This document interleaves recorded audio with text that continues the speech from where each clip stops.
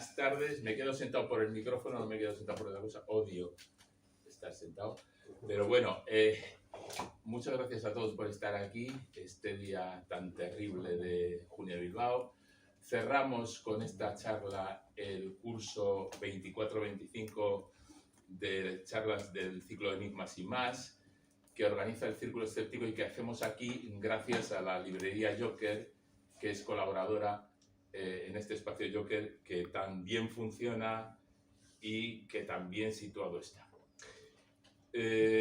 Como ya saben ustedes, pueden seguir las novedades que tenemos tanto en la renovada web. Tenemos una nueva web en la que anunciamos todo, que se llama, cuya dirección es circuloescéptico.org, o si quieren recibirlas por mail, nos pasan el correo electrónico y recibirán 1 o 2 mensajes a lo sumo al mes. Empezaremos el curso en septiembre, en el último fin de semana, me parece que es el 28 o por ahí. Empezaremos, ya está programada la charla de septiembre y la charla de octubre. Pero hoy cerramos con un compañero, ha sido amigo y ha sido compañero durante muchos años en el periódico El Correo, Julio Arrieta Ibarrés. Es periodista, es licenciado en Historia, diplomado en Arqueología y Bibliófilo. Si quieren, luego le pueden preguntar por los bisontes de Santimamiño, por ejemplo. Bueno, comenzó a escribir El Correo en 2002 y desde entonces ha pasado, como suele pasar en El Correo, por un montón de secciones. Por Ciudadanos, que era la antigua local, por Vivir, Sociedad y Cultura, por Territorios, el suplemento cultural que sale todos los sábados, por GPS, por Economía y por Opinión. Supongo que si leen El Correo le habrán visto sus reportajes dominicales, por ejemplo, sobre historia de Bilbao, una página en la que cuenta historias curiosas de Bilbao, entre otras cosas. Ahora es redactor de la sección de Cultura y Sociedad y escribe esas historias en el canal Tiempo de Historias, normalmente. Aficionado a la alquimia, fíjense si es raro, una vez elaboró, eso me lo cuenta él, esto es una broma. una agua de rosas ideal para planchar sábanas. Es decir, si ustedes tienen que planchar sábanas, le piden la receta y tienen el agua de rosas. Me quedó muy bien, seguí una receta alquímica antigua y me quedó, eso sí, la casa olió a rosas durante semanas. Bueno, y ya sin más, les dejo con Julio. Luego, una vez que acabe, tendremos el coloquio habitual, que nos va a hablar de ¿pero quién fue Funcanelli? Yo de Funcanelli solo sé que escribe una cosa que se llama El misterio de las catedrales, que no he sido capaz de leer. Hay mucha gente. Julio, dale para atrás. Dale para atrás, estás en la segunda. Ah, bueno, sí es verdad. Bueno, a ver. Bueno, Luis Alfonso ha huido, pero en realidad se puede decir que casi nos conocimos gracias a Funcanelli. Yo entré en contacto con Luis Alfonso cuando él ya llevaba tiempo trabajando en El Correo, yo no, y entonces era arqueólogo. Estaba en un congreso de arqueología sobre arte rupestre en La Coruña, y bueno, hubo una serie de circunstancias, un amigo común me habló de él, y cuando regresé, pues quedé con él para comer con él y con algún otro amigo que anda por aquí, con Luismi, que no sé, está fumando, no, estás ahí. Y entonces me acuerdo que íbamos para comer en el restaurante Aimprosi, y entonces me engatusaron para que me apuntara a la asociación escéptica en la que estaban entonces, ARP. Yo dije que sí a condición de que fueran capaces de explicarme quién era Fulcanelli. Ellos no se acordarán de esta anécdota, no os acordáis, ¿no? Vale. Luis ni se molestó, pero Luismi, que sigue estando ahí al fondo, tampoco se acordará, pero sí que en la siguiente quedada volvió con unos apuntes que sacó no sé muy bien de dónde, porque creo que todavía no existía la Wikipedia. Creo que lo sacó de la web de Atlantis, que era una asociación esotérica francesa que desapareció, la asociación, no la web, que tenía algunos datos bastante curiosos y que, bueno, daba unas pistas y daba una serie de personajes a los que mencionaré hoy. Bueno, es simplemente una anécdota, nos conocemos un poco gracias a Fulcanelli. Hoy vamos a hablar, cuando os metéis un poco en lo que se llama ahora el mundo del misterio, ese concepto vago, que es muy popular en algunos entornos, no sé si conocéis un programa que se llama Cuarto Milenio, hablan de estas cosas, hablan de un montón de temas que a veces no son misterios reales, a veces ni siquiera no existen.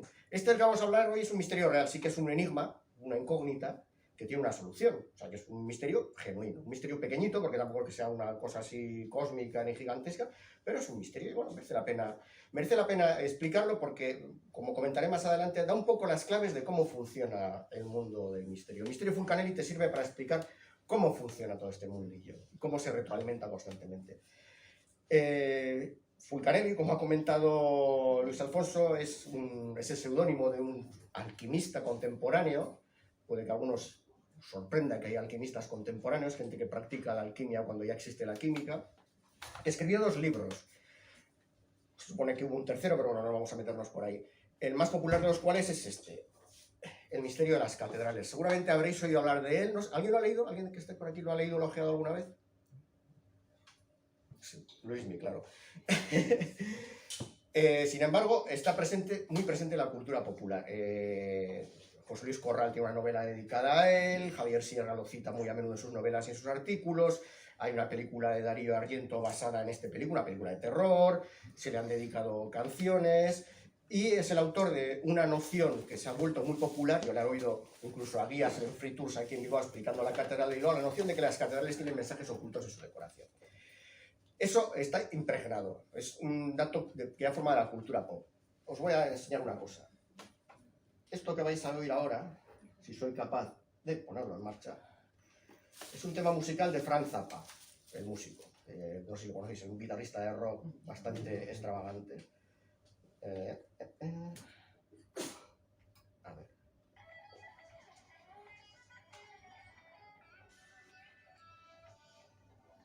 Voy a subir un poco el volumen.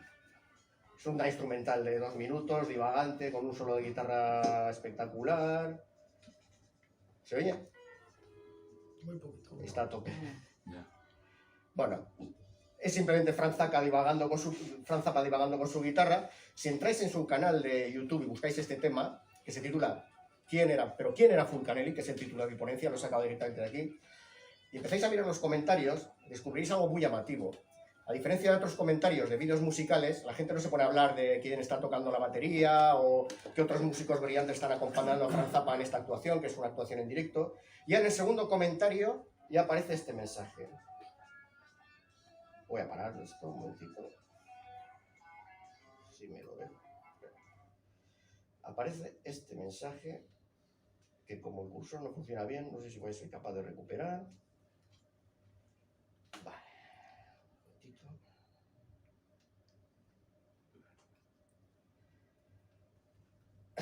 Esto es el segundo comentario, un tema musical, ¿eh? Un señor dice, Fulcanelli fue un alquimista, o sea, empieza a responder al título de la canción, no empieza a comentar la canción, dice, Fulcanelli fue un alquimista, probablemente no es un nombre verdadero, tal vez fue un grupo de alquimistas. A principios de 1900 supuestamente convirtió el plomo en oro. Escribió sobre las catedrales como libros de texto en piedra para la alquimia. Supuestamente vivió mucho tiempo, como el conde de Saint Germain. Nuestro gobierno, se refiere al gobierno de Estados Unidos, gastó una gran cantidad de dinero después de la Segunda Guerra Mundial para tratar de identificar a este personaje, porque supuestamente tenía conocimiento de la fabricación de bombas nucleares y pasó la información de que los alquimistas tuvieron conocimiento de ellos durante siglos. ¿Qué pasa aquí? Entra el protector de pantalla, lo siento. Vaya.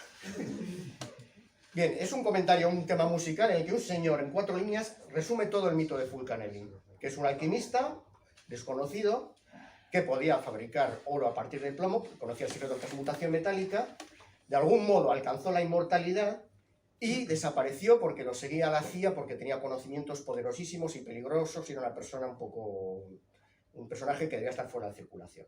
Están todos los elementos del mito de Fulcanelli en el comentario a un vídeo musical. Bien, ¿cómo se ha llegado a esto? A esta noción, a esta idea de que anda pululando por el mundo un señor inmortal que tiene la facultad de convertir el plomo en oro y probablemente secretos para fabricar bombas atómicas con un hornillo de cocina. Bueno, pues es básicamente un timo. Es así de sencillo, es la construcción de un engaño con sucesivas capas. Porque el misterio real, que es la identidad del anónimo que hay detrás de este seudónimo Fulcanelli, se resuelve. O sea, esta conferencia podría acabar en 5 minutos y irnos a tomar unos vinos.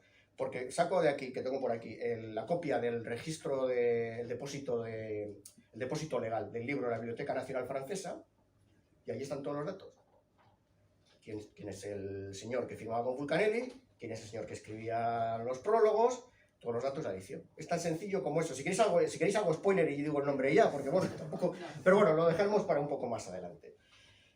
Entonces, os voy a contar cómo se construyó este mito y luego ya nos pararemos un poco en cómo, a pesar de que la solución es tan palmaria como hacer esa consulta en el depósito legal, tú entras en internet, buscas Fulcanelli, la Wikipedia, buscas en fuentes más o menos solventes y sigue habiendo nubes y elucubraciones. Os voy a poner un ejemplo reciente. Acaba de editarse un libro, una historia de la alquimia, es un libro de divulgación, a ver si lo encuentro, que ha escrito una doctora en química, lo ha publicado en la editorial Almuzara y se titula Esto no estaba en mi libro de la historia de la alquimia. Y en realidad reproduce el mito. Lo más probable es que bajo ese seudónimo se encuentre un grupo de alquimistas contemporáneos. Se dice que el último lugar donde Cancellier fue visto, donde Fulcanelli fue visto fue en Andalucía. Habla de la inmortalidad, probablemente era capaz de transmutar el oro. Una doctora en química nos está diciendo en un libro publicado en 2025 que Fulcanelli sigue siendo un misterio. A pesar de que, ya digo, basta 25 minutos en internet para comprobar que no lo es. Bien, vamos a seguir ahora un orden cronológico para ver cómo se construye este cuento, porque básicamente es eso, un cuento. Sí que quiero, antes, porque si no se me va a olvidar al final, casi todos los datos que voy a comentar los he recogido de dos fuentes que me parecen extraordinarias. Una es el blog y la revista digital de un historiador que se llama José Rodríguez Guerrero, que es un historiador de la alquimia, un historiador científico de la alquimia, no es un autor esoterista ni mucho menos. Dirige una revista digital que se llama Azogue, la podéis consultar en azogue.com y es algo extraordinario. Él tiene un artículo de 74 páginas, es un artículo bien denso que se llama Algo sobre Fulcanelli, donde está todos los datos uno detrás de otro, pam, pam, pam, pam, para explicaros quién era este señor. Y luego hay un blog francés que se llama Archer Juliet Champagne, luego si queréis os digo, yo pronuncio muy mal el francés, luego si queréis os digo dónde está la dirección de web, escrito por otro seudónimo que se llama Archer y un fulcanelista, porque en Francia hay fulcanelistas, autores especializados en darle vueltas y vueltas y vueltas a la historia de Fulcanelli, que se llama... Ay, ahora me sale el nombre, pero luego lo comento. Este blog tiene más de 300 artículos, está muy bien documentado y es una mina. Casi todas las fotos que vais a ver hoy están sacadas de ese blog. Bien, vamos a empezar ahora ya con la historia cronológica de este libro. Aunque Fulcanelli tiene dos libros, este y Las moradas filosofales, que se publicó después, me centraré en este porque este es el que ha tenido más impacto popular. Cuando os encontréis con Fulcanelli, la gente os va a hablar del misterio de las catedrales. No os va a hablar de Las moradas filosofales, que es el segundo libro, que es bastante más denso y más gordo que este. Y si este lo lee poca gente, aquel yo creo que la gente que lo compra ni lo llega. Luego veremos por qué. Fulcanelli aparece en un entorno muy curioso. Entre las dos guerras mundiales, en Francia hay un resurgimiento de las ciencias ocultas y del esoterismo muy potente. Lo del resurgimiento es muy curioso, porque siempre hay un resurgimiento. En realidad no siempre han estado ahí. Las ciencias ocultas y el esoterismo siempre han estado en la cultura desde que se inventaron. Vamos, no es que de repente desaparezcan con la ilustración y luego vuelvan. No, han estado ahí siempre. Es como una cultura en segundo plano que siempre ha estado ahí.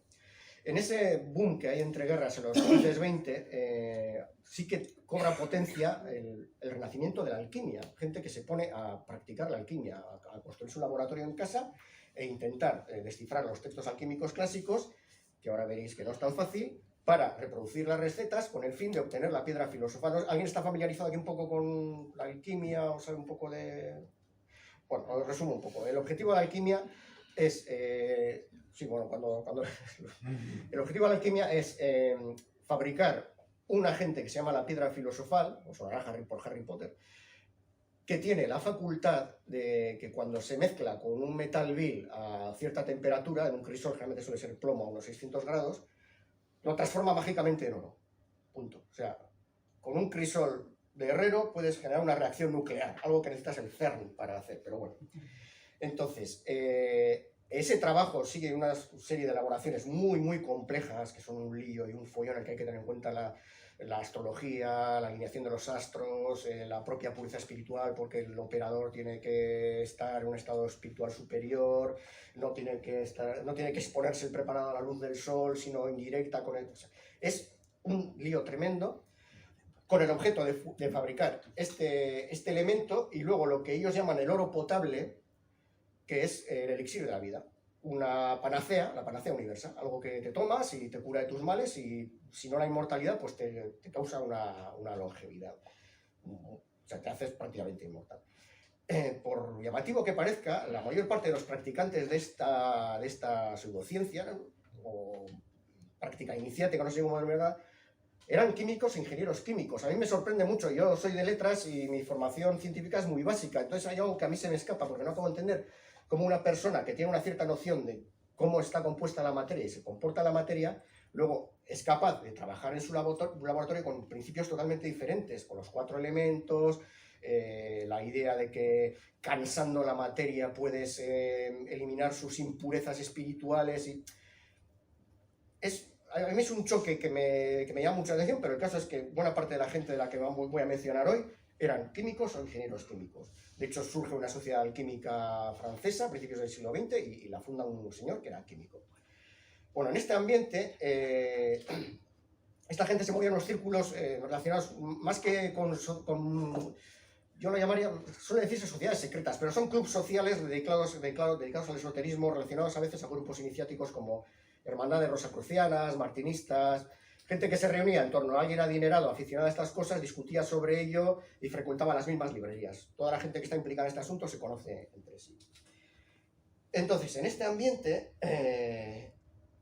hay una librería que se llama la Librería de lo Maravilloso, que llevaba un señor que se llama Pierre Dujols, que era un librero aficionado a la alquimia, que como alquimista usaba también un seudónimo, Magofón, y este señor editó un tratado de alquimia que se llama el Mutus Liber, el libro mudo. Es un tratado de alquimia que, como su nombre indica, no tiene texto, es una serie de imágenes alegóricas en las que están las instrucciones para elaborar la piedra filosofal.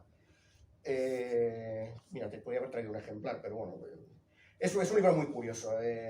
Pero, por supuesto no se entiende nada, o sea, son figuras totalmente alegóricas, con unos simbolismos rarísimos, y si alguien piensa que es un recetario que se puede seguir al pie de la letra, lo tiene complicado.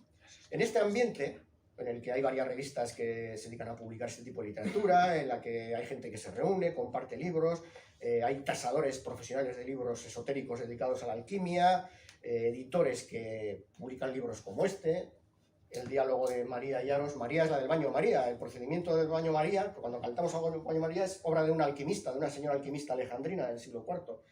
O este, Ireneo Filaleteo, que era un alquimista inglés, probablemente relacionado de algún modo con Newton. Newton se dedicó mucho a... Newton tenía una biblioteca alquímica increíble y se dedicó a leer este tipo de literatura.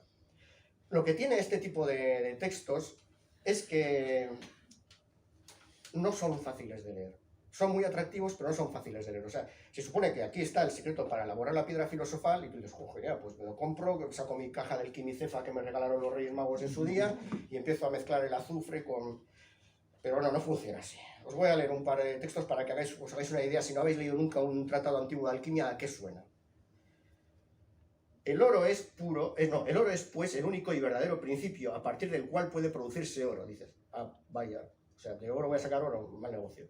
Sin embargo, nuestro oro, que es necesario para nuestra obra, es de 2 clases. Uno fijo, llevado a la madurez, es el latón rojo, cuyo corazón o centro es un fuego puro. Por ello, su cuerpo se defiende en el fuego en el que recibe su purificación, sin ceder nada a la violencia de aquel o sin sufrir por ello. Este oro, en nuestra obra, hace el papel de macho.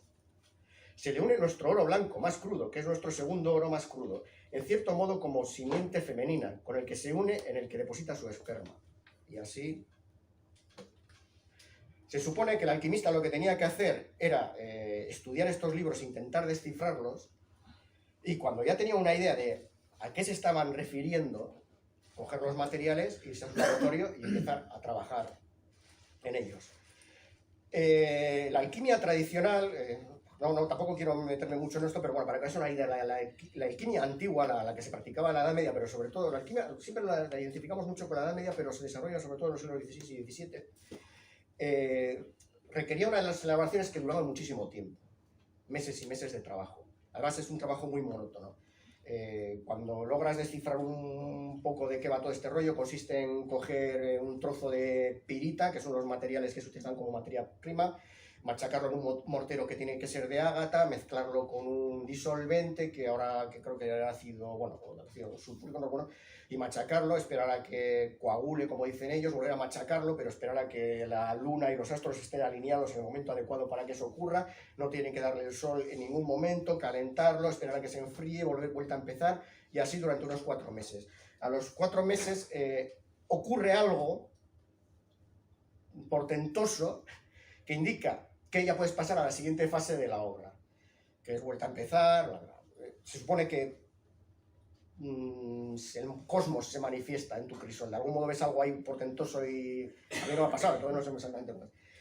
Eso se le llama la vía rápida, digo, la vía lenta. Luego hay otra que es la vía rápida, que es la que esta gente, los alquimistas contemporáneos utilizaban, que dura unos 4 días. Esto de ese proceso lo hicieron unos 4 días. Bien, toda esta gente publicaba revistas y libros dándole vueltas y vueltas a todo esto, y de repente aparece en 1926 este libro. Este libro, que ahora se vende como, pues eso, como, oh, si lees esto entenderás qué significa la decoración de las catedrales de algún modo, llama mucho la atención al lector poco avisado, como Luismi, cuando lo abre pensando que se va a encontrar pues con una explicación, ¿no? Pues mira, tú vas a una catedral y los arcos significan esto y esto, porque en realidad esto es lo mismo que esto. Esto es un manual para elaborar la piedra. Tú abres por aquí y sí, claro, se comenta la decoración de la catedral y todo esto, pero con lo que te encuentras es que llegado un momento, a lo largo de tu trabajo, te encontrarás con la negrura, pero esta negrura que aguarda al artista, que éste espera con ansiedad y cuya aparición viene a colmar sus anhelos y la llena de gozo, no se manifiesta únicamente en el curso de la cocción.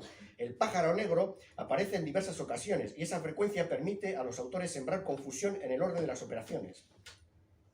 Es un libro de instrucciones muy confuso, como los demás, pero el encanto que tiene es que te transmite la idea, esto es en 1926, que en 1926, con toda la industrialización a fuego, con el canal de Suez construido, con aviones, con dirigibles y tal, había gente haciendo esto, lo mismo. Y transmite la idea de que, oh, pues parece que este señor sabe de lo que está hablando. Es un alquimista de verdad. ¿Cómo surgió este libro? Lo publicó una editorial, ahora sí que voy a recuperar esto, os voy a enseñar el original porque esta es la versión barata. Os encontraréis, si vais a cualquier librería, se reedita constantemente. En España se lleva reeditando constantemente desde 1967. Hay miles de ediciones. Desgraciadamente las que vais a encontrar no son como esta, que es la original. Fijaos, esta es la portadilla del Misterio de las Catedrales original. El Misterio de las Catedrales, la interpretación esotérica de los símbolos herméticos de la gran obra. El prefacio es de Eugenio Canceliet. FCH son iniciales hermano de los caballeros de Heliópolis, que era una pequeña sociedad secreta. Y debajo pone obra ilustrada con 36 planchas por Julien Champagne. Este nombre es importante. París, Janesemi, que es el editor. La edición original fue de 300 ejemplares, que no se vendieron. O sea, durante décadas seguía habiendo ejemplares sin vender. ¿Por qué? Primero, porque era un libro muy caro. Jan Schmidt era un autor especializado en lo que hoy se llama una editorial de lujo.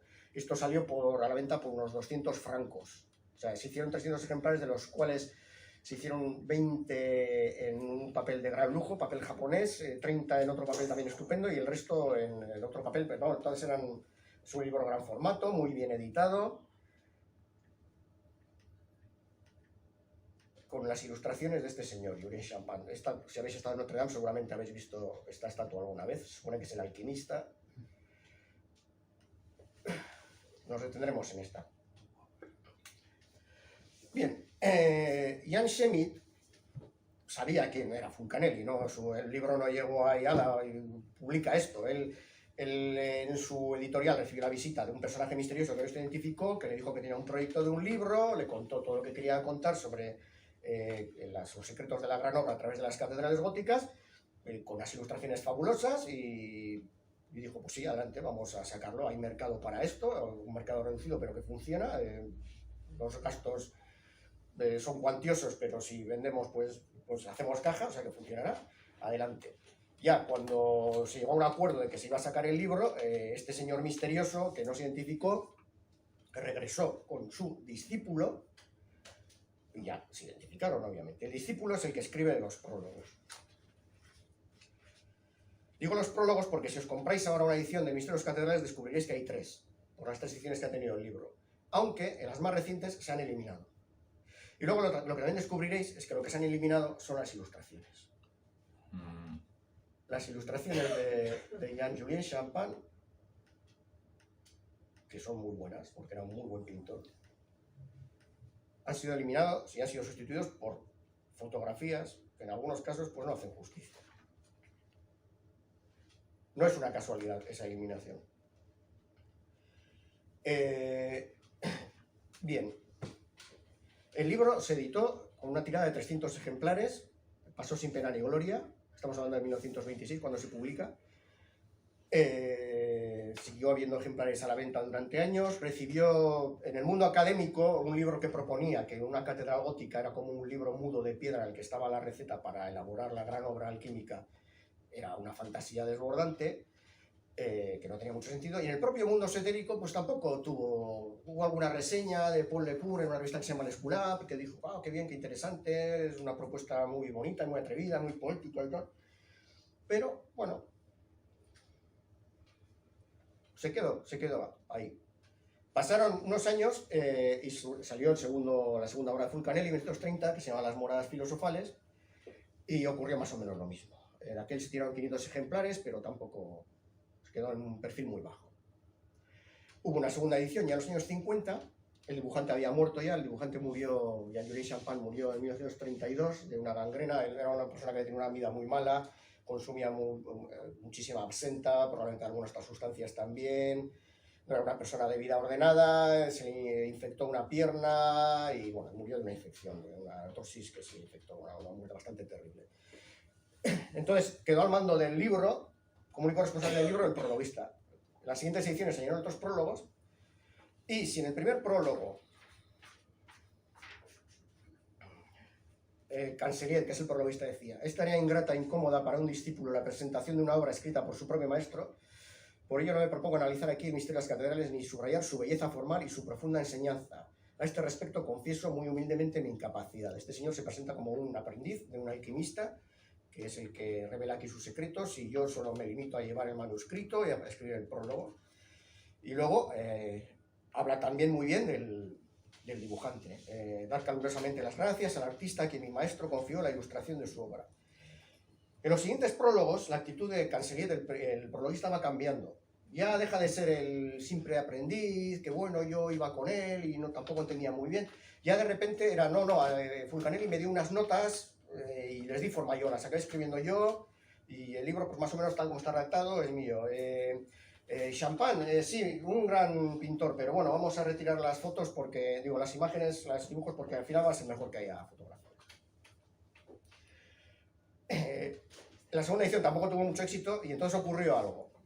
En 1960 se publicó un libro que seguro que habéis oído hablar de él, El retorno de los brujos. Esto suena, ¿no? De Louis Pauwels y Jacques Verdier. Este libro, que es el boom del mundo del misterio que hemos heredado nosotros, el que hemos vivido nosotros viendo a Jiménez del Oso en la tele y a toda esta gente, el libro, no sé si lo habéis leído, es un ventilador de cosas. Ahí están de todo, desde los alienígenas ancestrales, los ovnis, las civilizaciones desaparecidas, y también hay un capítulo dedicado a la alquimia. Y de hecho, Jacques Verdier, que era ingeniero químico, cuenta cómo entrevistó en los años 30 a un alquimista que le previno sobre los peligros de la energía nuclear. O sea, se reunió en un café con un alquimista y este señor le dijo, en aquella época Jacques Verdier trabajaba en un laboratorio de física nuclear con André El Bronner, que es un poco el padre de la física nuclear francesa, y bueno, pues quedó con un alquimista y el alquimista le dijo, estoy un poco al corriente de los experimentos que están haciendo ustedes y yo desde mis conocimientos de alquimista les prevengo porque están a punto de jugar con cosas muy peligrosas. Esto es una cosa muy delicada, jugar con la materia de esta forma, se puede liberar mucha energía dependiendo de ciertas manipulaciones. ¿Y usted cómo lo sabe si es alquimista? Porque los alquimistas, viene a decir el señor hemos heredado unos conocimientos que vienen... ¿Cómo decir? Le ruego que me conceda la posibilidad de que hubo una civilización muy antigua y muy avanzada y que algunos conocimientos han sobrevivido a través de la alquimia. Jacques Verdier dijo que esa persona con la que había hablado era Fulcanelli, que entonces ya debía tener, pues, debía ser muy, no centenario, pero ya muy anciano de ser él. Luego se ha sabido quién era el otro señor, pero bueno, eso hizo que de repente un bestseller pusiera sobre la mesa este libro. Mucha gente pues dijo, voy a acercarme a una librería a ver si lo tienen. ¿Qué pasa? Que existían las ediciones todavía anteriores. El segundo editor, cada una de estas ediciones fueron tiradas por editores diferentes. El primero fue Jan Schmidt, este de aquí. Otro fue Unión Literaria, que era una editorial menos lujosa, pero dedicada también al esoterismo, que es a la que le pilló la oleada del retorno de los grupos. Ellos habían tirado, creo que 1000 ejemplares, y de repente se volatilizaron, hicieron una nueva tirada y tuvieron un conflicto con el prologuista, con el Jean Cancelier. El dibujante había muerto en 1932, porque se hizo sin su permiso.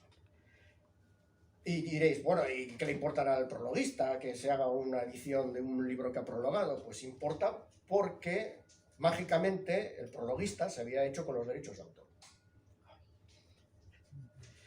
Y el procedimiento para hacerse con los derechos de autor fue muy poco alquímico, pero bueno. A estas alturas ya podemos decir que Fulcanelli era el dibujante, y a Julien Champagne. Os voy a hablar un poco de él.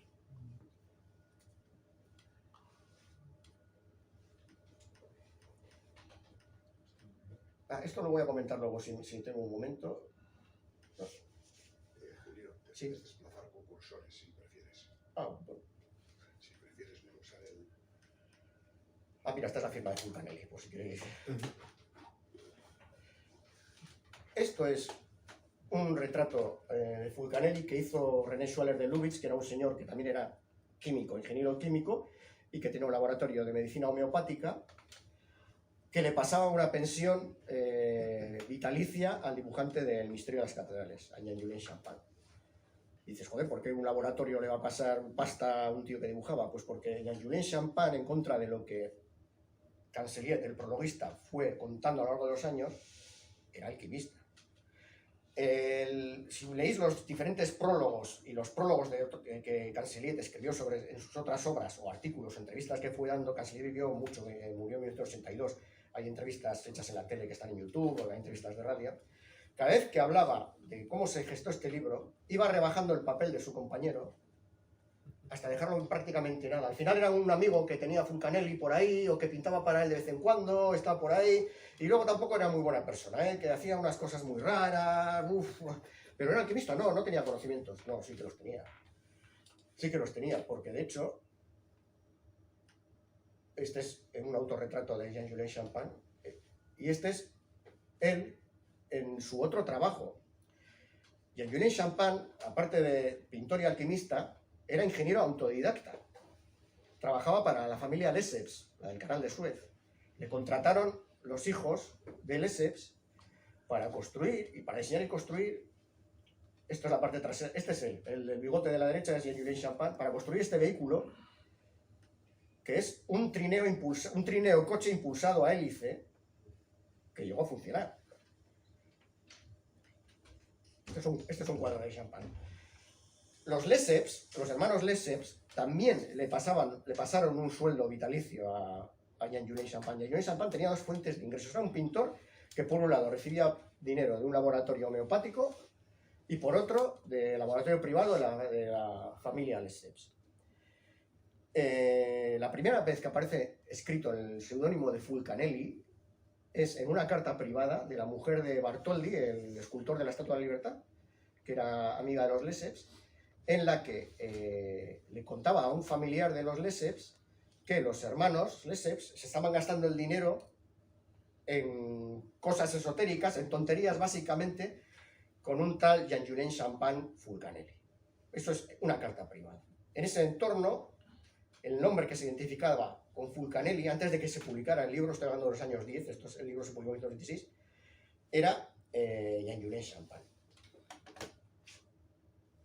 Jean-Julien Champagne era discípulo, como pintor, del autor de este cuadro que seguro que habéis, de Jean-Paul Guillerome, el de Policeverso. Era un buen pintor, de hecho aparece, ¿cómo se llama? Hay un diccionario enciclopédico descomunal que reúne a todos los artistas franceses del siglo XX, aparece Champagne consignado, pero yo no he conseguido ver obra suya, no he conseguido encontrar clientes o museos donde está expuesta. Sé que expuso, por lo menos en varias exposiciones colectivas, y que debía tener clientela, porque hay cuadros suyos repartidos por ahí. Pero desde luego no era su fuente de ingresos. Este es él en el laboratorio de alquimia que le construyeron los Lesseps. Ahí está, a la derecha. Esta foto es muy mala, pero es importante porque tiene una dedicatoria en la que él, Jean-Julien Champagne, le dedica la foto como discípulo a su maestro Pierre Dujos. Entonces aquí ya empieza a aparecer una línea iniciática, una línea de iniciación. Pierre Dujos es el magofón este que os he mencionado antes, el editor del Mutus Liber, tenía sus propias ideas sobre las catedrales góticas y la alquimia, se las transmitió de algún modo o en las reuniones que tenía se las transmitió a Champagne. Champagne escribió sus propias notas, se conservan en la biblioteca familiar. Leeréis por ahí que a lo mejor en realidad cogió cosas que había escrito Schwaller de Lubitsch y las mezcló con y probablemente Cancelliere también aportó. No, ahora hay documentación suficiente para saber que Champagne desde muy joven, porque su primer laboratorio de alquimia se lo construyó su madre cuando era un adolescente, se dedicaba a esto. Compraba tratados antiguos de alquimia y los anotaba, y las anotaciones las firmaba con Fulcanelli. Eso es interesante porque son escritos para consumo propio, o sea, no trata de engañar a nadie, ni voy a hacerme pasar por alguien que no soy, porque esto es para mí, firmo como Fulcanelli. Luego también leeréis por ahí que en realidad Fulcanelli era Schwaller de Lubitsch, del laboratorio homeopático que os he comentado antes, pero aquí, creo que hemos visto antes, ¿dónde está? En el ejemplar del Misterio de las Catedrales de Schwaller de Lubitsch, dedicado por Fulcanelli, dice: a mi gran amigo y discípulo, Schwaller de Lubitsch, en testimonio de fraternal y profunda afecto, Fulcanelli. O sea, si tú se supone que te estás haciendo pasar por un señor, no le dedicas a ese señor su libro con su seudónimo. Schwaller es un discípulo de Fulcanelli. Entonces la línea es: el maestro inicial es Pierre Dujos, luego está Jean-Julien Champagne, que es el pintor, está Cancelliere, que es el prologuista, que cuando conoce a Champagne es un adolescente, tiene unos 17 años, y cuando se publica libros es muy joven y escribe cosas como confieso muy humildemente mi incapacidad. Es un señor que todavía está aprendiendo y tiene también sus propios discípulos como Schwaller de Lubitsch. Bien, con el boom entonces diréis, pues ya está, todo el mundo sabía que Fulcanelli era Jean-Julien Champagne, el libro se hizo popular en 1962, y perfecto. ¿Cuál es el problema? ¿Dónde está el misterio? El misterio está en que, a sabiendas de que esto es así, empieza a construirse el cuento. Y por eso ahí voy a lo que os decía antes. Así es como funciona el mundo del misterio. Si el dato te jode la historia, apartamos el dato y tiramos con la historia adelante. Y esto es lo que pasó. ¿Quién tiró con la historia para adelante? Cancelliere, el discípulo y prologuista del libro. Claro, él de repente se las ha apañado para quedarse con los derechos de autor de los libros porque la familia no se ha interesado por ello. Uno de los hermanos, cuando empieza a ver que hay movimiento en la extensión de la segunda edición, intenta recuperarlos, pero no lo consigue. Hace un par de consultas legales o no le dieron respuesta a tal. Pues dijo, pues mira, aquí fácil después gloria. El caso es que al final los derechos los ostentaba Cancelliere, y cuando ya salió la tercera edición en Jean-Jacques Pavert, que es la que se traduce ahora, esta es la adaptación de esa edición, que veréis en cualquier librería, y ya es una adaptación millonaria. El que hace caja es solo el señor Cancelliere. Champagne murió sin hijos, sin herederos, y el negocio se quedó en casa de Cancelliere, que luego siguió publicando sus propios tratados de alquimia y ejerciendo de alquimista y creando toda una escuela. Tengo aquí una lista de discípulos que es alucinante. Una lista de discípulos que si lo repasas dices, anda, si todos han escrito sus propios libros sobre el misterio de Fulcanelli, sobre quién será inmortal, dónde estará. Uno llega a decir que es Nicolas Flamel, que es un alquimista del siglo XIV, inmortal. Son los propios discípulos de Cancelliere los encargados de alimentar el cuento que ha creado su maestro. El cuento no es fácil de resumir porque ahora que en internet es muy fácil pillar contradicciones cuando alguien te dice algo, en los años 60, 70 y 80 pues no lo era. Entonces en cada entrevista o en cada prólogo, artículo o libro, Cancelliere empezó a añadir detalles cada vez más fantasiosos sobre la identidad de Fulcanelli, siempre dejando de lado al pintor, a Jean-Julien Champagne, y sin comprobar mucho lo que decía.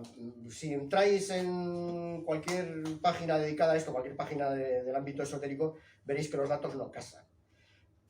Cancelliere empezó a decir que en realidad Fulcanelli había nacido en 1839, Champagne había nacido en 1877. Entonces, que había nacido en 1839, que había combatido la guerra franco-prusiana a las órdenes de Viollet-le-Duc, el restaurador de la Catedral de Notre Dame. Aquí todos se cruzan con todos. Que luego había estado viviendo en Brasil, en Argentina, que era un Rosacruz que probablemente había alcanzado la inmortalidad, pero que había muerto, pero que en realidad no, que en realidad estaba casado, que vivía en Sevilla. Acabo contando que en 1952, 53, 56 o 54, porque dio varias fechas, se presentó un día delante de su casa, en el norte de Francia, un chofer en un coche elegantísimo, diciéndole que su maestro le reclamaba, Fulcanelli. Estamos hablando de los años 50. Entontonces, Cancellieri hizo las maletas, se montó en el coche y el coche salió pitando para Sevilla, que debió ser un viaje interesante, porque de Sarcelles, que es donde vivía este señor, no Sarcelles, Savigny, son unos cuantos kilómetros hasta Sevilla. O sea, el coche podía ser muy lujoso, muy cómodo, pero supongo que harían parada en algún sitio. Y en Sevilla, en una mansión en la que había un laboratorio alquímico, se encontró con un Fulcanelli rejuvenecido, a su llegada, de unos 50 años, que le preguntó: ¿no me reconoces? Sí, maestro, te reconozco, eres tú. Y al día siguiente, en una especie de visión alegórica que tuvo después de haber pasado la noche trabajando en el laboratorio, se cruzó con una princesa barroca, tipo cuadro de Velázquez, con una menina, que le volvió a preguntar: ¿no me reconoces? Era Fulcanelli, que se había transmutado en una señora. O sea, hasta este límite llega el nivel del cuento. Y no nos quedamos solo aquí, que hay gente que ha ido mucho más allá que a la hora de contar esta historia. Entonces, claro, como Cancellieri fraguó la idea de que Fulcanelli era un misterio insondable, que no había forma, surgió lo que llaman la biografía de lo imposible, el mito de la biografía de lo imposible. Hay aquí, a ver, un texto que resume muy bien esta idea. No sé si voy a ser capaz de encontrar con el cursor este fabuloso. A ver. Un momento,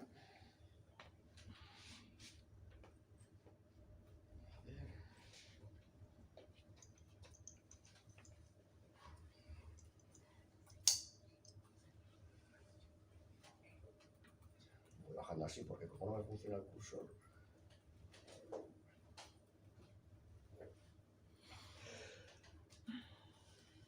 Que no se me olvide comentar un par de cosas del contenido del libro. Nada, no hay manera.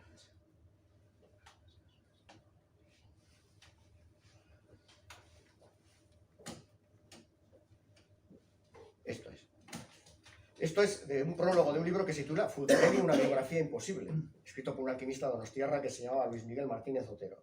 No es ese Luis Miguel, es otro Luis Miguel. Dice este prólogo: de Fulcanelli se ignora el nombre, la condición, el estado civil, el día y lugar de su natalicio, todo cuanto fundamenta los elementos biográficos de una persona. No subsisten sino el rastro de su seudónimo, que testimonia de una investidura superior, y sus dos obras memorables que llevan por título El misterio de las catedrales y las moradas filosofales. Es, pues, vano el intento que ya nadie puede pretender.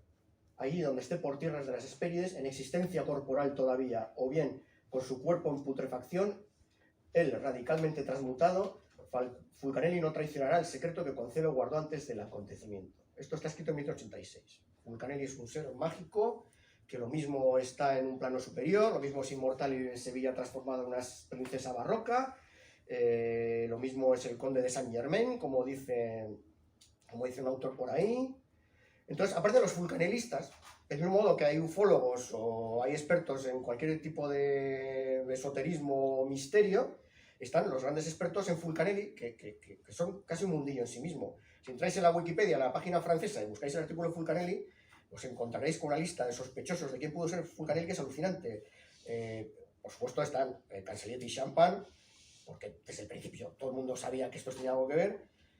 Un colectivo formado por Pierre Duyol, Champagne, Cancellieri y Schwaller de Lubitsch, Camille Flammarion, Klaus Osten Grasset Dorset, el doctor Alphonse Jobert, un físico que se llama Jules Viol, otro alquimista que se llama Paul de Couer, el escritor Rosny Ainé, Henri Boudet, el conde de Saint Germain, que es un señor inmortal del siglo XVIII, Pierre de Lesseps, uno de los hijos de Lesseps del canal de Suez, Leon Full, Albert... Bueno, hay una lista, hay hasta un candidato español, ahora no recuerdo, un Borbón, ahora mismo no recuerdo, ¿no? Es una tesis que ha defendido un libro que no he podido leer, entonces muy bien de qué va, pero bueno, también hay un candidato español, ¿por qué no?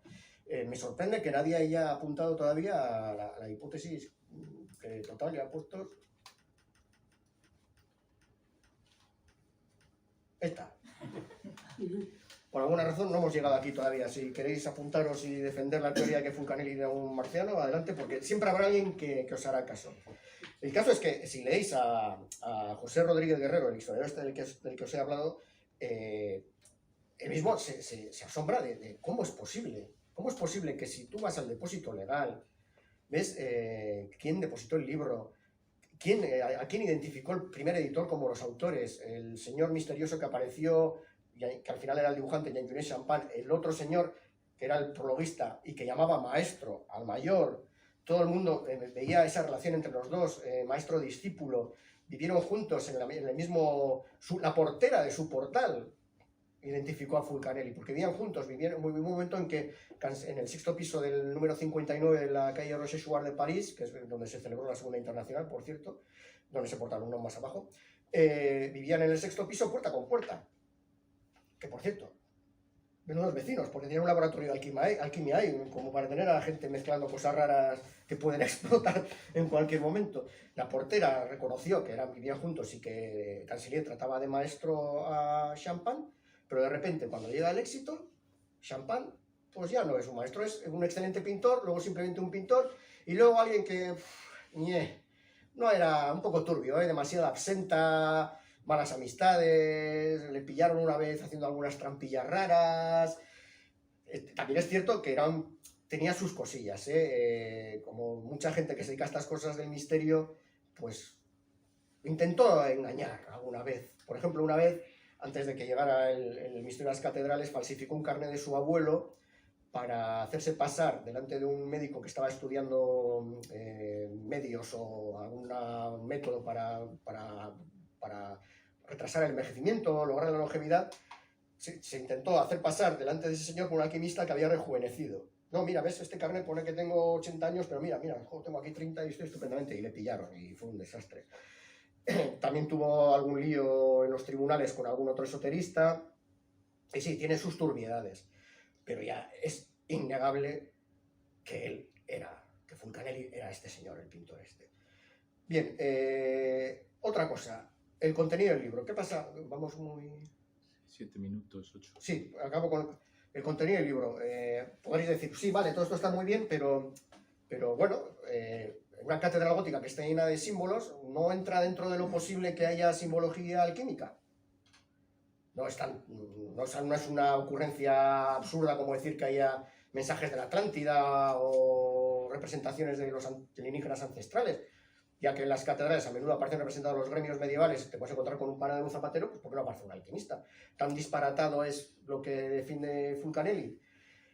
Pues sí, es bastante disparatado. No porque pueda haber en alguna iglesia alguna representación de un elemento alquímico, que, según los especialistas en iconografía en el siglo XIII no se conocen, aparecen bastante después.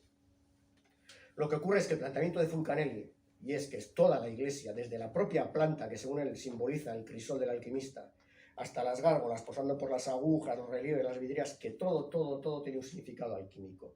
Y a veces metía la pata mucho. Interpretó varias figuras que en realidad habían sido obras de los restauradores de Notre Dame. Y estos son carnés de investigador de Champagne, de la Biblioteca Nacional y del Museo Medieval de Cluny de los años 10. Este tío investigaba mucho arte medieval. O sea, cuando Cancellier te intenta decir, no, Champagne tampoco tiene mucha idea, estos son sus carnés de investigador de esos dos museos. Ese dibujito que veis ahí en medio, es un ex libris de Julien Champagne como espaginista. No sé si sabéis lo que es la espagiria. La espagiria es la aplicación de la alquimia a los elementos vegetales. Es básicamente homeopatía, por decirlo de alguna forma. Él tenía su propio negocio de esto. Se presentaba, era un alquimista práctico. Si visitáis Notre Dame de París, os encontraréis con esta figura en la entrada de la fachada principal, en medio, en el parte luz del portal del medio. Fulcanelli ve aquí a una alegoría de la alquimia. Y este es el ejemplo típico de cómo trabajaba él. Ve una señora con una escalera, un libro, un cetro, entonces esto representa, es la propia dama alquimia, tal. En realidad, es una reproducción de la filosofía, de la alegoría de la filosofía de Boecio, que era un filósofo del siglo V, que fue muy influyente en la teología medieval, que representaba a la filosofía como una señora, como una escalera, que es la ascensión hacia la sabiduría, un centro y un libro. No es la alquimia. Sabemos lo que... No hace falta que venga alguien a descifrar el misterio de esta figura porque ya sabemos lo que es. La propia Edad Media te explicaban de qué se trataba. Fulcanelli trabajaba así. Cogía alegorías que a nosotros nos resultan, o a ellos a principios del 20, extrañas y misteriosas, y les daba una interpretación desvinculada con la original. Que a veces se nos ha perdido, porque a veces sí que es verdad que hemos perdido el sentido de interpretar las alegorías y símbolos medievales. En la Edad Media, alegoría y símbolo son equivalentes, tampoco hay que separarlos. Y para acabar, bueno, lo que es importante de esto, aparte de la peripecia, que no deja de ser una historieta un poco menor, una anécdota, es que demuestra cómo trabaja el mundo del misterio. No importa la información, no importa que alguien vaya a los archivos o contacte con la familia de Champagne y descubra que hay manuscritos de capítulos enteros de esto, que él dedicara los libros, que los firmara, que comparemos su letra cuando escribía como Fulcanelli como cuando escribía como su nombre real y veamos que es la misma, que todo el mundo supiera quién era, no importa, porque lo que importa es el misterio. Que alguien venga y diga, pero no cuadra, porque si Champagne murió en 1932, ¿cómo pudo hablar con Jacques Verrier en 1930 y tantos? Siempre hay un dato que generalmente la única fuente de ese dato que no encaja es el prologuista, Cancellier. Es la única fuente del misterio de la que se nutren todos, él, sus discípulos y los que le siguen. Nuestros queridos amigos del mundo del misterio. Y básicamente esto es. Muy bien, pues muchas gracias, Julio.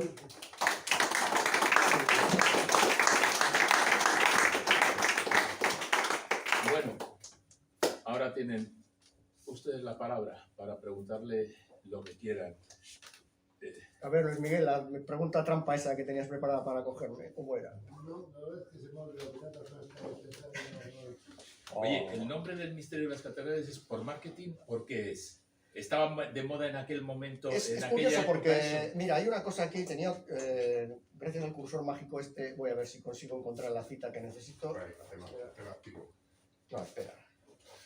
Porque puede ser como esto de las portadas y las cosas que hay ahora de jóvenes mujeres que encuentran manuscritos. El caso es que ahora cuando se reivindica, necesito ir arriba, cuando ahora se reivindica este libro como una fuente de sabiduría y de revelación, de no, si lees esto vas a descubrir algo que nadie se había dado cuenta hasta ahora, una cita de Javier Sierra. A ver. Si te mueves al tabulador. Aquí, sí, ahí está. Javier Sierra, sobre la aportación, lo que para él significa este libro, es la clave está en que Fulcanelli nos enseña a leer el arte gótico en general y las fachadas de la Catedral de Notre Dame de París en particular, utilizando la rica simbología de la alquimia. De hecho, nos obliga a preguntarnos cuántos de ese saber hermético manejaron los maestros constructores del gótico y de dónde lo obtuvieron. Nos enseñó a leer las catedrales, no solo a admirarlas. No nos enseñó a leer las catedrales. En todo caso, nos sugirió una vía que es errónea, pero bueno, es interesante, pero errónea. Y además, que es lo del misterio, no está revelando algo que nadie no hubiese dicho antes. Hay antecedentes, de hecho él los cita, no es que él salga aquí, tú coges este libro y señores, se me ha ocurrido a mí esto. No, él cita a otros autores, tanto alquimistas contemporáneos como esoteristas y algunos historiadores anteriores, que desde el siglo XVII han ido sugiriendo que las catedrales medievales y sobre todo Notre Dame de París tienen claves ocultas en su decoración. De hecho, eso llega a la literatura. Si habéis leído Nuestra Señora de París, de Víctor Hugo, lo comenta. Hay un apartado en el que describe la catedral y comenta el portal principal. Si habéis leído La Base de Huysmans, hay un capítulo entero en que un astrólogo y Durtal, el protagonista de la novela, hablan del simbolismo oculto de la catedral de París. O sea, él lo que hizo fue recoger algo que ya más o menos estaba en el aire o en libros muy oscuros, prácticamente desde el siglo XVII, creo que es en el siglo XVII cuando aparece la primera mención a que hay un mensaje oculto en la decoración de Notre Dame, y le da forma en un manual de alquimia. Un manual de alquimia que encima, además INRI, como es típico de la alquimia, está desordenado. Porque según los expertos, si lees esto así, no vas a conseguir la piedra filosofal. Tienes que ir saltando de un capítulo a otro siguiendo una clave oculta que hay un libro que te la explica. Hay un libro por ahí. A ver, ¿preguntas? Más que una pregunta es un comentario. Yo entiendo que, obviamente, muchos alquimistas y admiradores alquimistas llegaron a conclusiones equivocadas. pero creo que más allá de la burla se puede reconocer contribuciones históricas Sí. que han tenido como procesos que han perdurado para la química moderna, Sí, sí, sí. como la filtración, Sí, sublimaciones, metales, cooperaciones, el baño María que comentábamos antes, el ácido sulfúrico, varios tipos de ácidos, la pólvora, es el descubrimiento de los alquimistas chinos. Sí, la alquimia tuvo, de hecho, si tú lees la breve introducción a la ciencia de Simón, que no era alguien especialmente predispuesto a ser amigo de magia y esoterismo, él valora mucho la alquimia porque dice que lo que aporta es el valor de la experimentación. Es cierto que la alquimia se basa en la experimentación, es meterte en un laboratorio y empezar a trabajar con la materia. Claro, a partir de un concepto de cómo es la materia y cómo está compuesta, que la química moderna ha demostrado que no es real, pero sí ha tenido sus aportaciones. La alquimia de la que, digamos, podemos criticar con cierta sorna es esta alquimia esotérica que te está hablando que en realidad lo que está buscando el alquimista es la perfección interior, que te lo está vendiendo una especie de meditación mágica a partir de la manipulación de un material. Ahí ya sí que nos estamos moviendo en un terreno un poco crítico. Ambas disciplinas no es que de repente rompieran, llegó Lavoisier en el siglo XVIII y ya la cada uno por su lado. Hubo momentos en que tanto alquimistas como... a veces eran las mismas personas. Ahora no recuerdo el nombre. Esta mañana me contó con referencia a un alquimista del siglo XVII que desarrolló un proceso en química que se sigue utilizando hoy en los laboratorios. María, la del baño María, construyó dos modelos de alambique que todavía se siguen utilizando hoy. Sí, claro que ha habido aportaciones de la alquimia a la ciencia. Sí. ¿Más? Bueno, pues si no tienen ninguna pregunta, si les parece, damos por terminado el curso, nos volvemos a ver en septiembre. Creo que la primera charla irá sobre ciencia y arte, aunque ya la anunciaremos debidamente. Muchas gracias por haber venido incluso un día como hoy, cuando Bilbao arde. Y ahora, si quieren, nos tomamos algo por ahí. Muchas gracias y gracias a Julio.